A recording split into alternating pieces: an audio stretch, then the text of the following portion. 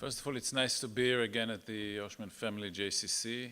I was here almost 2 years ago, and it's always fun to see familiar faces.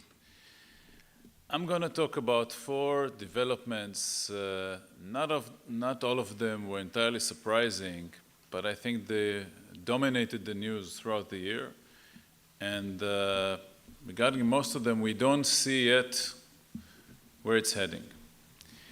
The first, and I believe the most important regionally and globally, is the fact that what I call the Las Vegas principle is no longer valid in the Middle East.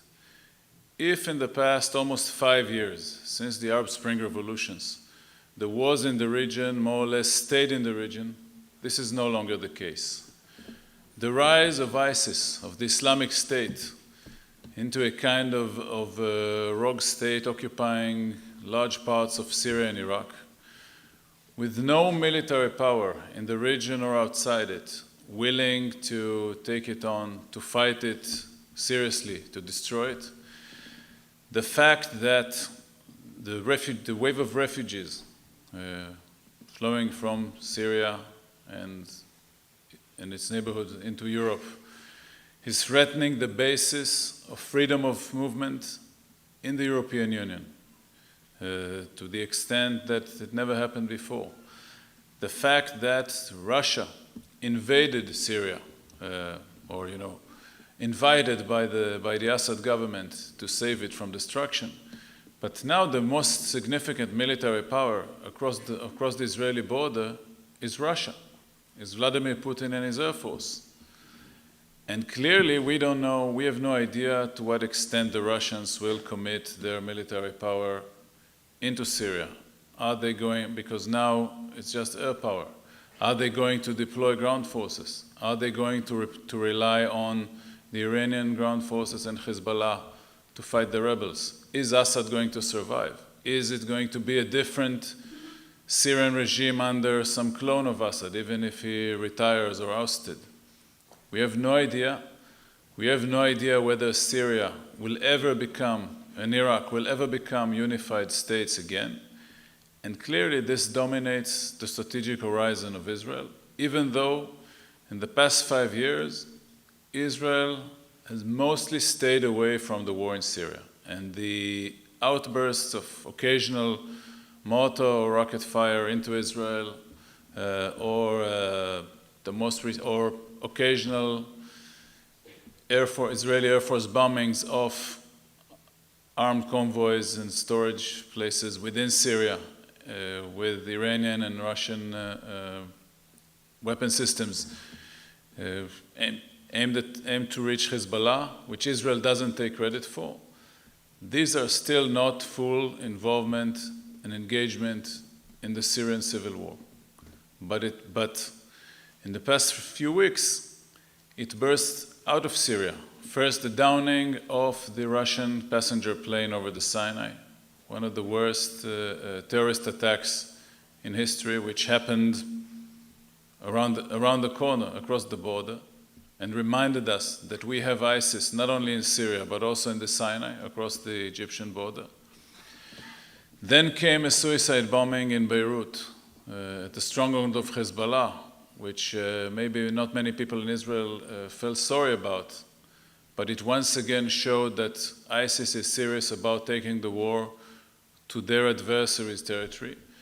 And last but pretty much not least, the attacks in Paris, which again, although preceded by the Charlie Hebdo and the Hyper Cacher attacks in January, once again shaking the foundations of the European Union, shaking the foundations of the French Republic, of their integration of minorities.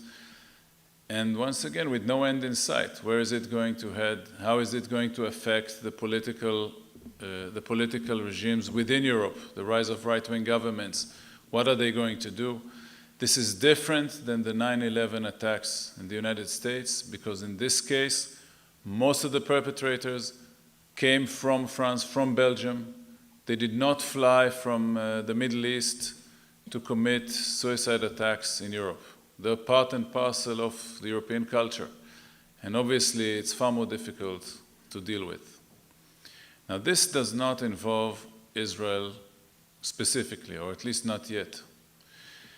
Then we had a second important development, which was more expected and less surprising, was the nuclear deal with Iran, and which Prime Minister Netanyahu was trying desperately to prevent through his speech at the US Congress and through a major diplomatic effort, which on one hand failed. The agreement was reached.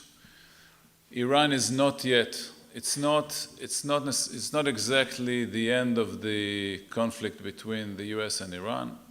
We heard the same down with America and anti-Israeli statements coming from Tehran after the agreement as before.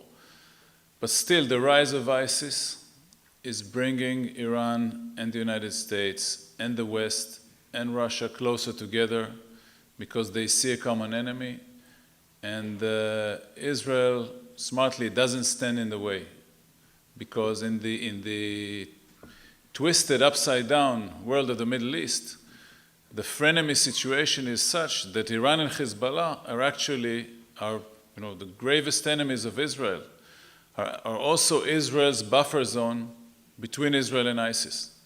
They are fighting ISIS, and they don't have any energy, Hezbollah, they don't have any energy or motivation to spare against us, but they're also keeping ISIS away from the Israeli border. But the Iran deal raised a lot of debate within the American Jewish community, less so in Israel. In Israel, although the Netanyahu speech in Congress happened 2 weeks before the election, there was very little debate because the major opposition parties from the outset said that on Iran there is no opposition coalition in Israel and they support Netanyahu. So there was not much debate about it. There was some criticism of Netanyahu's ruining the relationship with the United States. That didn't happen. We just saw him in Washington a couple of weeks ago, not speaking about Iran any longer. In other words, he accepted the deal as a fait accompli. In return, he got more military assistance and a public pledge from President Obama not to engage in the peace process until the end of his term, which for Netanyahu is good news. He didn't like the Kerry mission, and he didn't like its resumption, and now the nuisance of another round of anxious American diplomats running around the region and trying to bridge between him and the Palestinian president, Abu Mazen, is off the table. Now, we must remember one thing about the Iran deal. It was right by the mold and the old formula of American-Israeli relations, in which the closer it is to home, from our perspective, Israel has more to say. The farther it is from Israel, America has the final word. For example, when Israel tried to sell arms to China against American wishes, America put an end to it, put on hold security cooperation with Israel until Israel got the message, and stopped selling arms to China. And nobody in America, not in Congress, not even the best friends of Israel on Capitol Hill, or in the Jewish community, were willing to listen to Israeli pleas to keep on selling arms to China. Why? Because the American government said, and these were the friendliest relations between a president and a prime minister, both Barack and Clinton and Bush and Sharon. In both cases, the Americans said stop, and Israel stopped. On the other end of the spectrum, you have the Palestinian issue, on which, since 1948, the final word was mostly Israel's. And America, most of the time, followed the Israeli cue. When Arafat was the ally and interlocutor and negotiating partner of Israel, he was also a very welcome visitor to the White House. When that ended, he was no longer invited to Washington. And there are many other examples. But since this is crucial to Israel's national security, on this, America gets the cue from Israel, even when there are disagreements. They don't change the basic. For example, over the settlements, decades of American administrations called them obstacle to peace, illegal, illegitimate, any name you want, and Israel kept building the settlements despite that. Or in other words, the final word was Israel's, not America's. And then you have a vast area in between, which I can call the wider Middle East, Syria, Iran, the Gulf, Egypt, on which American administrations were willing to listen to Israeli concerns, but in the end of the day, the final word was American and not Israeli. And the Iran deal falls squarely into this mold. And it could be expected despite the Herculean effort by Netanyahu in Congress. And then things got back more or less to business as usual. No big friendship between the president and the prime minister, but they found their way of working together on the security package and other issues, as we saw during the Netanyahu visit 3 weeks ago. The third development was local, and that was the March election in Israel, which was a very early election. The previous government served barely 2 years until the prime minister dissolved the coalition and called an early election. Throughout most of the campaign, he was on the losing side. He lagged behind in the polls. His opponent, Herzog, was leading. And only in the last week, Netanyahu turned the tide through very clever moves on his part. First of all, he portrayed it as a fight against right and left. But in the end, he went after the voters of the smaller parties in the right wing, Habayit HaYehudi and Lieberman's party, and he was able to move many of their voters to vote Likud. And then in the last 48 hours, he did two more things. He pledged that no Palestinian state would come about under his watch. And then on election day, he put out his notorious video in which he said that the Arabs are coming in droves to the polling stations, and therefore the rule of the right wing is in jeopardy. Come to the polling stations and vote for us. Now, he argued that left-wing NGOs were busing the Arab voters, which was not exactly true, but it didn't matter. He won the election. And not only that, after the election, he put together a right-wing coalition, something that he didn't do. In the previous 2 terms, he had sent partners from the center-left, Ehud Barak and then Tzipi Livni. This time, it was only right-wing parties, and clearly it's a smaller coalition of 61, but very coherent ideologically, with the Habayit HaYehudi, with the far-right party, giving it the ideological tone. And we saw that the right wing is far more explicit than before. For example, over the issue of Temple Mount, that used to be in the fringe of the right wing. Today, it's mainstream in the Jewish Home Party. It's a mainstream demand for Jewish prayer, and eventually, and more people and rabbis are willing to support the reconstruction of the Third Temple as a kind of a long-term goal of the Jewish state, which was unspoken 2, 3, 5, 10, 15 years ago. And it was one of the major flashpoints vis-a-vis the Palestinians. But I'll get to that in a second. But there were 2 other winners in the election. And these were the representatives of the ultra-Orthodox and Arab minorities in Israel. The Israeli society is changing through the maternity wards. Today, in first, second grade in Israeli schools, a little over half the kids come from ultra-Orthodox or Arabic-speaking families. And you have to remember, with talking here about Zionism, these groups, these minorities are not Zionist. They don't serve in the military. They're underemployed. They're not part of the mainstream. And the election marked their rising political power because the Arabs, under pressure, the Arab community joined forces in a joint list, which is now the 3rd largest party in the Knesset. And when you look into any talk show on Israeli television or listen to it on the radio, you hear many more voices with Arabic accent than 10, 15, 20 years ago. But not only that, their narrative, their willingness to put forward a counter-Zionist narrative and a demand for a more egalitarian, less Jewish state, more state for all its citizens, has enormous political implications. Because if the left wants to get back to power, it cannot ignore the 13 members of the joint list. And to them, the price for supporting any coalition is making the country less Jewish and more democratic. No party, no Jewish party today in Israel is willing to go that way. And that means that as long as that's the case, the right wing is almost ensured to be in power for a very long time.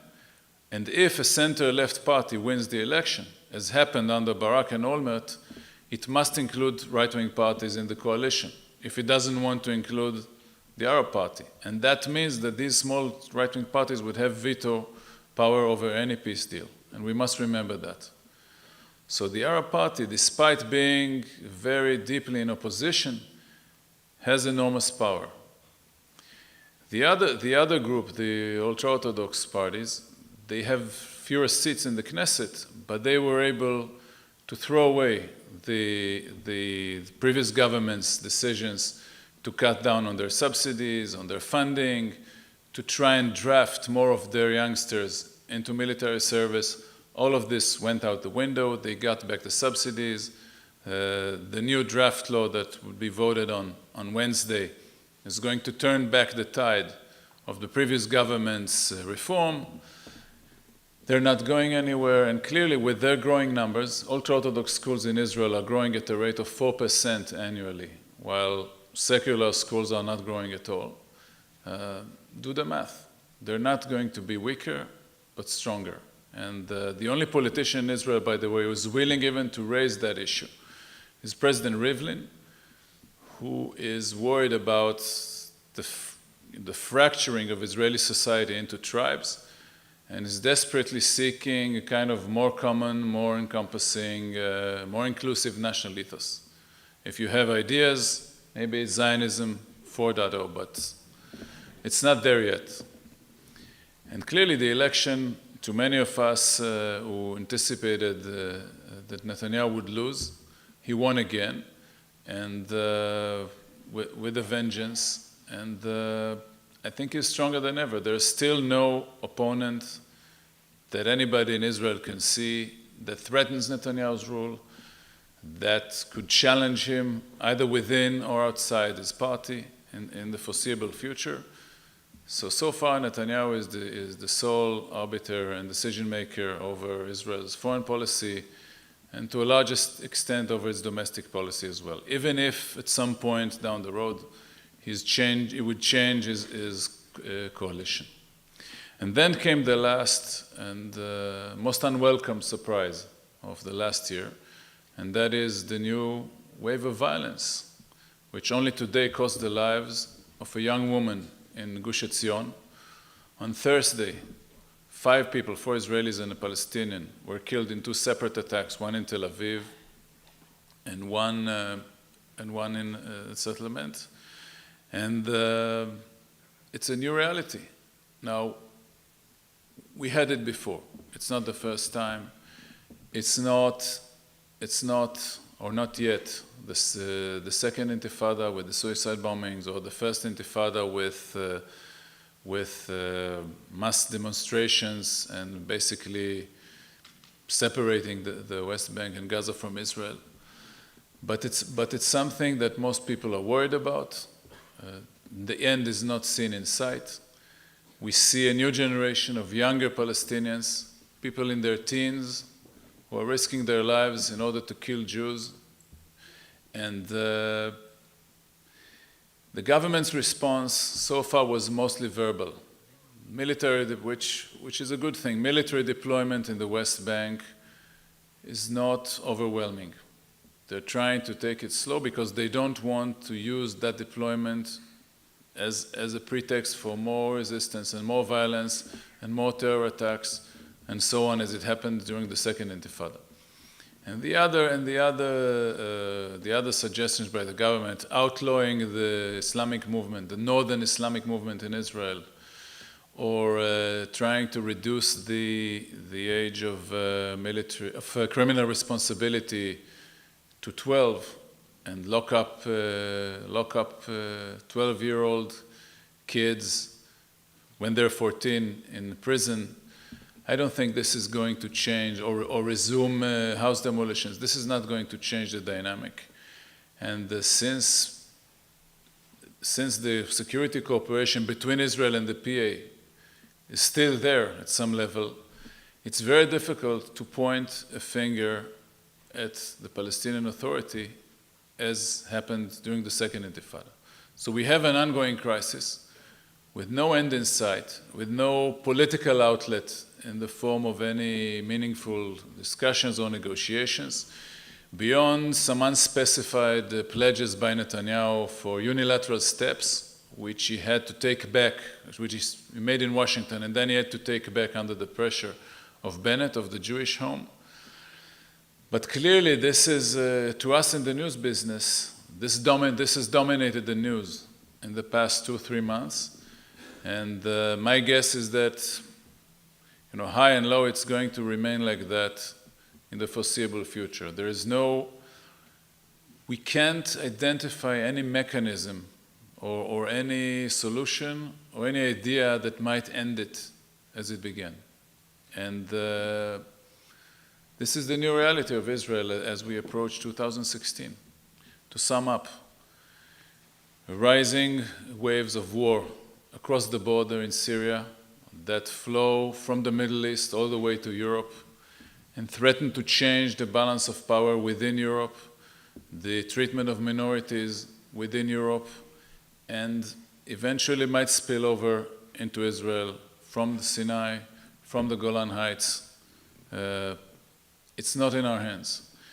Second, resumed cooperation between the Israeli government and the Obama administration after a year or so of impasse and quarrel over the Iran deal, Israel accepting it as a fait accompli in return for security and diplomatic support.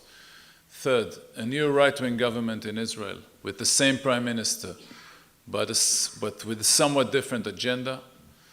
And last but really much not least, a new fresh wave of violence that is worrying Israelis and with no obvious way to end it beyond tactical moves that might mitigate it and absorb some of it, but so far failed to change the basic dynamic of violence. Thank you.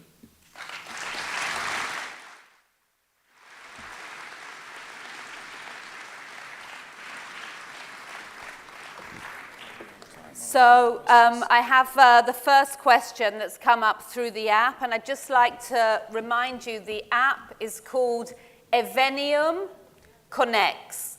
And there's an even simpler password than the one I mentioned earlier, which is ZV3. Okay, that should also get you in there, and you can send additional questions. This is Silicon Valley. They invented these things. I know. So I still have to read it out though. So the first question from Melanie Malinas, she asks, what is radicalizing European nationals like the attackers from Belgium and France who committed the attacks in Paris last week? Why are they migrating to ISIS? Well, I guess it's a better question for my friend Jeffrey Goldberg, who's going to speak after me, who wrote a story about Europe and spent some time there. But I think that the most basic thing is that when people feel that over their heads, they look up and they don't see a glass ceiling, but a concrete ceiling, and they feel that they have no opportunity where they live, then they become more and more radical. And there's no outlet for that. But there's a debate in Europe. Some people argue that too much integration brought that about, and the other argument is that too little integration brought that about. But clearly, ISIS is giving them meaning, is giving them hope, it's giving them pride. And what we see as a cruel terrorist group beheading people with no moral values whatsoever in the way they behave towards people under their control in Iraq and Syria. To these people, it gives meaning in life. Thank you. We have a question now from Peter Frank. will the Russian presence in the region stop Israel from preventing arms transfers to Hezbollah? The short answer is no, at least in the area around the Israeli border. We just read reports several days ago about 2 Israeli attacks on arms storage places and so on near the Damascus airport. I believe that if Israel would like to attack in northern Syria, which happened a couple of times, or when Israel destroyed the nuclear reactor there, it would have to coordinate with the Russians who control the airspace there. But so far, the Russians have made no effort to tell Israel, leave Hezbollah alone. Okay, our next question is from Hannah Gold, who says, can you tell us a bit more about the Sinai, which is so very close to Israel and seems such a hotbed of extremism? Well, it is a kind of, it began in the final years of the Mubarak regime in Egypt. The ability of Cairo to control what was going on in the Sinai deteriorated. And Sinai became safe haven for traffickers of women, of people from Africa who made their way into Israel, of arms making their way into Gaza, and of each and any other form of lawlessness you can think of. And then over time, and especially more so after General Assisi took over power in Cairo, we see more security deployment of the Egyptian forces in the Sinai in agreement with Israel. The level of forces that was envisaged in the peace treaty in 1979 has long been surpassed, but it's not enough. And today these radicals in the Sinai, and now Israel built a fence along the Egyptian border, which was concluded 2 or 3 years ago, stopped the wave of people, asylum seekers, refugees from Eritrea and Sudan that came into Israel. The Sisi government proved much more effective in preventing arms smuggling into Gaza, but so far they failed to destroy the terrorist cells in the Sinai, who now identify themselves as a kind of affiliate of ISIS. ISIS works through mergers and acquisitions. They have like affiliates all over the Middle East who call themselves subsidiaries of ISIS. And obviously, the downing of the Russian passenger plane is the most horrible and most violent attack. In some occasions, these guys attacked Israel as well. But so far, we don't see major terrorist wave from the Sinai aimed at Israel, but clearly the Egyptian border that used to be pretty much open for decades is another flashpoint to worry about. At the same time, security cooperation between Egypt and Israel has peaked like never before. Okay, one last question. Not an easy one. Wow. Got to do some prediction. In a 2-state solution, asks Nate Sal, I imagine there would be arms and military restrictions on the Palestinian state. Would Israel be responsible for keeping ISIS moving into a Palestinian state? For preventing or for facilitating moving ISIS into the Palestinian state? I don't understand. Would Israel be responsible from ISIS being active inside a future Palestinian state? Clearly, one of the Israeli demands throughout the peace negotiations, from Oslo all the way through Camp David and beyond, and Annapolis, and the Kerry talks, was to keep some sort of responsibility and control over the external borders of a future Palestinian state, over its airspace, electromagnetic spectrum, etc. Clearly, if Israel controls the external border, and if someone crosses that border, then it's going to be Israel's responsibility. I don't see Israel facilitating this, but You know, a friend of mine once, only half jokingly, said that the Palestinian Authority has the strongest military force in the world. And when I was like, what are you talking about? He said, sure, the IDF.